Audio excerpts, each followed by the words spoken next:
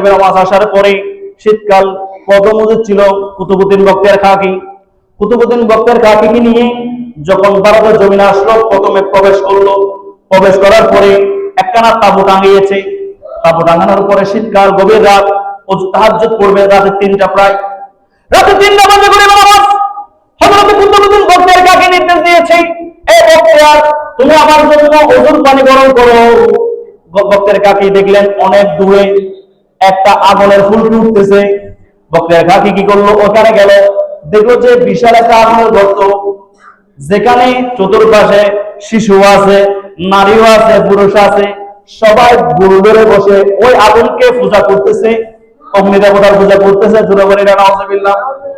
গরিবের নামাজের অনুসার সহচার হযরত কুতুবুদ্দিন বক্তের খাকি রহমাতুল্লাহ আলাইহি ওই ওনাদের হিন্দুদের কাছে গিয়ে বললো, ও ভাইরা, তোমরা এই আগুনকে এভাবে করতেছো কেন? বলে যে আগুন হচ্ছে আমাদের দেবতা, আমরা বিশ্বাস করি কিয়ামতের পরে আমরা যখন নরকে যাব, আগুন যদি আমাদের উপর অসন্তুষ্ট থাকে, আগুন আমাদেরকে সারা জীবন জ্বালাবে। আর আগুনকে যদি পৃথিবীর জমিনে আমরা সন্তুষ্ট করে ফেলি, এই আগুন আমাদেরকে নরকের মধ্যে জ্বালাবে না। সে বিশ্বাসে আগুনকে আমরা পূজা করি। বলে যে একটা কাজ করো, আমাদেরকে একটু আগুন দাও না। বলে যে না, আমাদের দেবতাকে দেওয়া যাবে না। তখন গরিবের নামাজের ওই মুরিদান কুতুবুদ্দিন বক্তের খাকি এসে গরিবের নামাজকে জানিয়ে দিলেন, ও হুজুর শাইখ, ওইখানে একদল মুশরিক আছে যারা আগুনকে পরকালে রক্ষা থেকে বাঁচার জন্য পূজা করে। তাদের কাছে আমি একটু আগুন চেয়েছি, কিন্তু তারা আমাকে একটু আগুন দেয় নাই। বলে যে আমি তো এসেছি তাদেরকে হেদায়েত দেওয়ার জন্য, আর ওযুর পানি গরম লাগবে না, চলো। এখানে তো মুখ্য সুযোগ এসেছে আল্লাহর দ্বীন প্রচার করার জন্য। সুবহানাল্লাহ বলবেন। গরিবের নামাজ চলে গেলেন, গিয়ে দেখলেন ঠিকই নারী পুরুষ সবাই মিলে গভীর রাত পর্যন্ত আগুনকে পূজা করতেছে। গরিবের নামাজ তাদেরকে জিজ্ঞেস করলো, একজন বুজুর্গ, একজন বয়োজ্যেষ্ঠ মানুষকে, একজন বয়োজ্যেষ্ঠ হিন্দুর কাছে, মূর্তি পূজারের কাছে গিয়ে বললো, বাবা আপনার বয়স কত? বলে যে আমার বয়স শতবর্ষী। এই আগুনকে কত বছর পূজা করছেন? বলে যে অনেক বছর, আমার বাপ দাদারা করে আসতেছে, আমরা করে আসতেছি। কেন করছেন? বলে যে আগুনকে যদি তুষ্ট রাখি, আমাকে নরকে জ্বালানো হবে না, নরক আমার জন্য আরামদায়ক হয়ে যাবে। নাউজুবিল্লাহ। গরিবের নামাজ বললেন, এত বছর পূজা করেছো, একটা কাজ করো, নিশ্চয় আগুনকে তুমি বশীভূত করে ফেলতে পেরেছো। এত বছর যেহেতু, শত বছর পূজা করেছো, আগুনের মধ্যে একটু হাত দিয়ে দেখাও না, আগুন তোমাকে পুরায় কিনা। বলে যে পাগল নাকি, আগুনের কাজ হচ্ছে জ্বালিয়ে দেওয়া, আগুনে যদি আমি হাত দিয়ে ফেলি, আমার হাত তো জ্বালিয়ে ফেলবে। তখন গরিবের নামাজ বললেন, এই আগুনে যদি আমি নেমে এই পার থেকে নেমে ওই পার দিয়ে উঠতে পারি, আমার উপর তোমরা বিশ্বাস, আমার আল্লাহর উপর তোমরা ঈমান আনবানি। বলে যে কিভাবে? বলে যে আমার আল্লাহ এই আগুন সৃষ্টি করেছে, এই আগুন আল্লাহ আমাদের জন্য কল্যাণের জন্য সৃষ্টি করেছে, এই আগুন আমাদের অবাধ্যতার কারণে শাস্তির জন্য সৃষ্টি করেছে। এই আগুন আল্লাহর বলিদেরকে আল্লাহ জ্বালায় না। আল্লাহর নবী বলেছিলেন ইব্রাহিম আলাইহিস সালাম, নমরুদ যখন 200 গজ দূর থেকে মিনজানিক দিয়ে নিক্ষেপ করেছিল, আল্লাহ বলেছিল, ইয়া নারু কুনি বারদান সালামুন আলা ইব্রাহিম। ইব্রাহিম আলাইহিস সালামের জন্য আগুনকে বলা হয়েছিল, ইব্রাহিমের জন্য আগুনকে হয়ে যাও, শীতল হয়ে যাও, ঠান্ডা হয়ে যাও, ফুলের বাগান হয়ে গিয়েছিল। সুবহানাল্লাহ।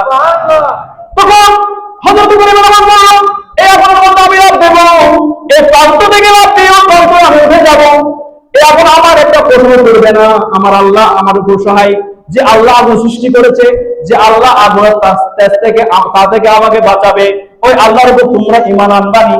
ঈমানের দাওয়াত এত সহজ ছিল না, খুবই কঠিন ছিল। আজকে সেই ওলি কেরামের মাজার থেকে কবর খনন করে মানুষের লাশ করে দেওয়া হচ্ছে। তৌহিদি জনতা ব্যানার দিয়ে, সাইনবোর্ড দিয়ে আমরা বলবো তৌহিদি জনতা ব্যানারের মধ্যে আল্লাহু আকবার রিসালাতুল স্লোগান, পাশাপাশি ওলি কেরামের মর্যাদা দেখতে হবে। আল্লাহ ওই তৌহিদি জনতাকে বিজয় দান করবেন। ওলি কেরাম ওসিলায় জোরে বলেন না সুবহানাল্লাহ। তখন গরিবের আমার সুদা খারাপ দেয় নাই, একজন মহিলা একটা শিশু ছেলেকে নিয়ে লাভ দিয়েছে। লাভ দেওয়ার পরে তারা কান্না শুরু করে দিয়েছে, গরিবের নামাজের জন্য না, ওই শিশুর জন্য। দেখলো গরিবের নামাজ কিছুক্ষণ পরে আগুনের তন্ত দিয়ে যখন উঠলো, দেখলো গরিবের নামাজ নয়, শুধু ওই শিশুর একটা পশম পড়ে নাই। জোরে বলে না সুবহানাল্লাহ। তো গরিবের নামাজ বললো, তাহলে ঈমান আনেই গেল। ওই এক বোর্ডের মধ্যে মজলিসের সকল ইমাম গরিবের নামাজের হাত ঈমানে নেই, আল্লাহর উপর ঈমানে নেই, ঈমানদার হয়ে মুমিন মুসলমান হয়ে গিয়েছেন। জোরে বলে না সুবহানাল্লাহ। আল্লাহুম্মা সাল্লি সাইয়্যিদিনা নাবিয়ানা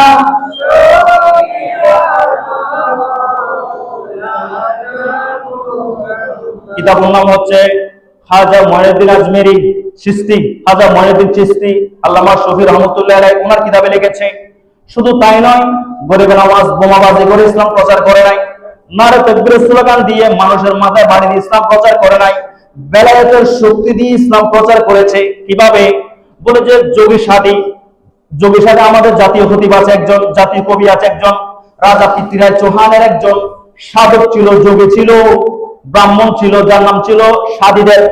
ওই সাধীদেব গরিবের নওয়াজ যখন আজমিরের মধ্যে তাবু স্থাপন করেছে, উটের ঘটনা অনেক ঘটনা আছে, এর মধ্যে উল্লেখযোগ্য ঘটনা হচ্ছে সাধীদেব এলান করে দিয়েছে আমি মোনাজারা করে ওই মুসলমান সাধক মঈনুদ্দিন চিশতিকে পরাজিত করব।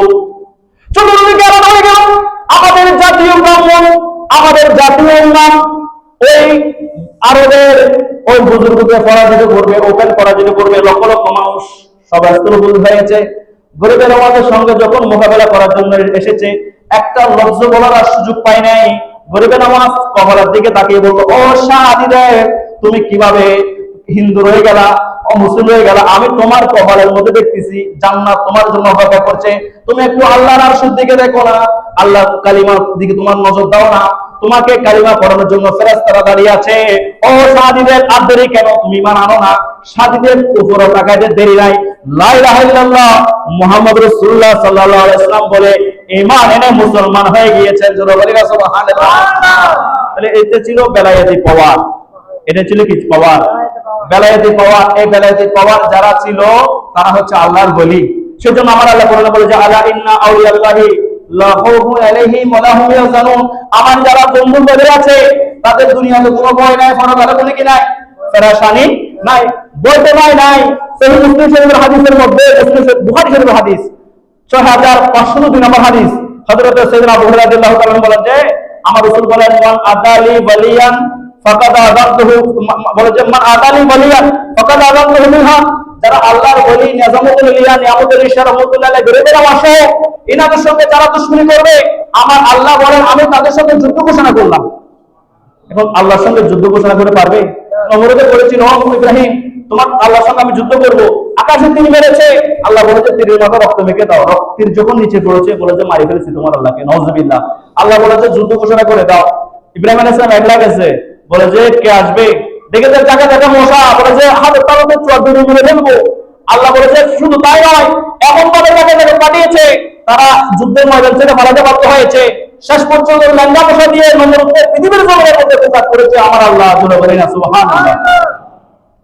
তো আমার আল্লাহ বলেন শুধু আল্লাহর ওলি হওয়ার জন্য হাদিসের মধ্যে এসেছে আমার রাসূল বলেন মায়াজুল আবদি ইয়াতাকাররাবু ইলাইয়া বিন নওয়াফিল হাত্তা হাওয়াতুহু ফাইজা হাওয়াতুহু কুনতু সামাল্লাযী ইয়াসমাউ বিহি ওয়া বাসারাল্লাযী ইয়াবসিরু বিহি। এভাবে অনেক লম্বা হাদিস।